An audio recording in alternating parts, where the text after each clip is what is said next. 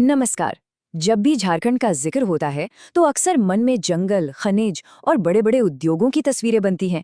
लेकिन क्या कभी ये सोचा गया है कि जमीन की अपनी एक आवाज भी है, एक साहित्यिक आत्मा?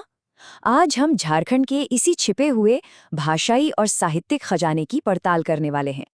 तो सवाल ये है कि जो धरती अपनी प्राकृतिक संपदा के लिए इतनी मशहूर है, वो असल में बोलती कैसे है? उसकी आवाज में कौन कौन से सुर छिपे हैं? बस यही सवाल हमारी आज की इस पूरी बातचीत का केंद्र है। और इसका जवाब, सच कहूं तो काफी हैरान करने वाला है। झारखंड की आवाज किसी एक भाषा की नहीं है, बल्कि ये तीन बहुत पुराने, बहुत महान भाषा परिवारों का संगम है। मतलब एक ऐसा भाषाई चौराहा जो पूरे भारत में शायद ही कहीं और देखने को मिले।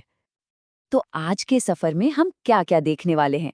सबसे पहले झारखंड की भाषाई विविधता, फिर संथाली के एक आधिकारिक भाषा बनने का सफर।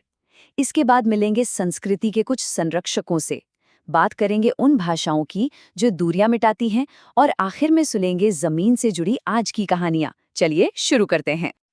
तो हमारा पहला पड़ाव है झारखंड की भाषाई विविधता, और इसे समझने का सबसे अच्छा तरीका है कि इसकी कल्पना तीन बड़ी नदियों के संगम की तरह की जाए, जहां अलग अलग धाराएं आकर मिलती हैं और एक बिल्कुल नई, एक अनूठी पहचान बनाती हैं।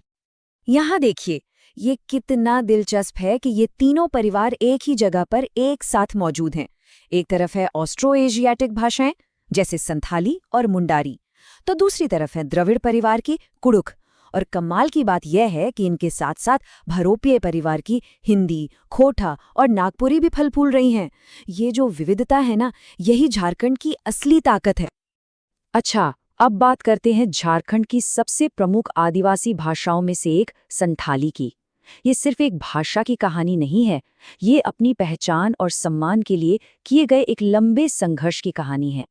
इस सफर के कुछ बड़े पड़ावों पर नजर डालते हैं। देखिए, 1852 में पहली किताब छपी, और फिर 1941 में आया एक बहुत बड़ा मोड़, जब पंडित रघुनाथ मुर्मू ने ओल्ड चिकी लिपि बनाई, जिसने संथाली को अपनी एक लिखित पहचान दी। और फिर आया वो ऐतिहासिक साल 2003, जब इस भाषा को राष्ट्रीय स्तर पर मान्यता मिली। ये जो आधिकारिक मान्यता थी ना, ये सबसे अहम मोड़ था। साल 2003 में 92वें संविधान संशोधन के बाद संथाली को 8वीं अनुसूची में जगह मिली। और ये कोई छोटी मोटी प्रतीकात्मक जीत नहीं थी। इसका सीधा मतलब था कि अब संथाली बोलने वालों के लिए सरकारी नौकरियों, शिक्षा और अपनी संस्कृति को बचाने के लिए नए रास्ते खुल गए थे।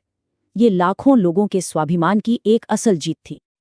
देखिए, किसी भी भाषा को बचाने का काम सिर्फ सरकारें नहीं करती। ये काम करते हैं वो लोग जो अपनी पूरी जिंदगी इसके नाम कर देते हैं। चलिए, अब मिलते हैं झारखंड के कुछ ऐसे ही संस्कृति के संरक्षकों से।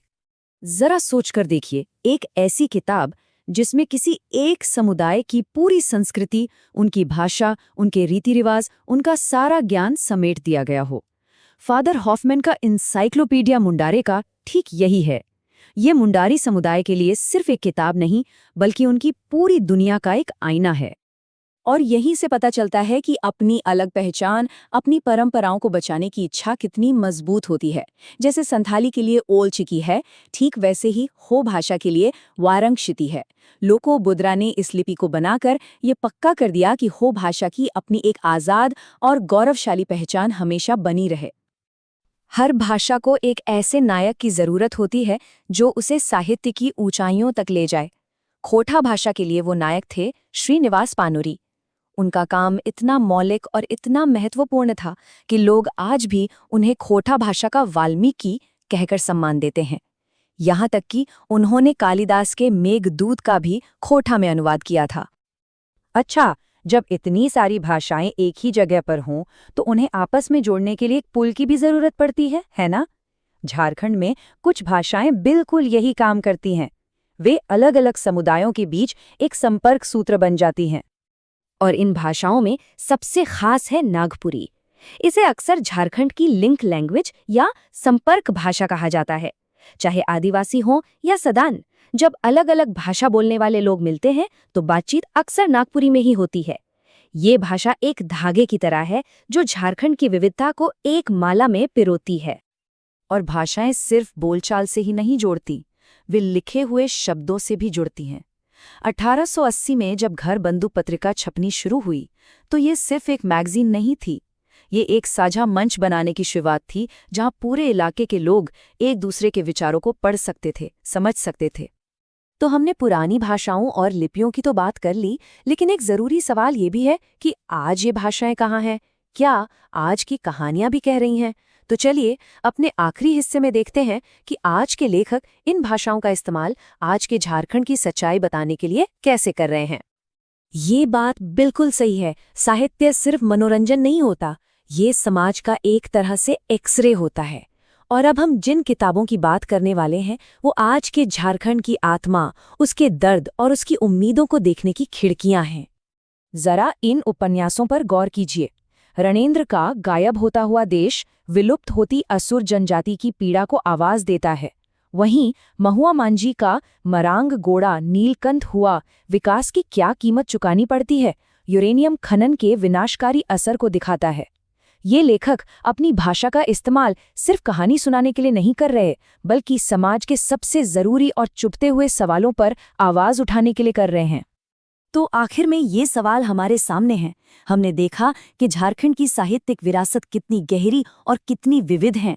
ये भाषाएं सिर्फ गुजरे हुए कल की धरोहर नहीं हैं।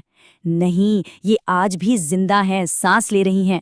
अब भविष्य में ये प्राचीन आवाजें कौन सी नई और अनकही कहानियां सुनाएंगी, ये देखना वाकई में बहुत दिलचस्प होगा।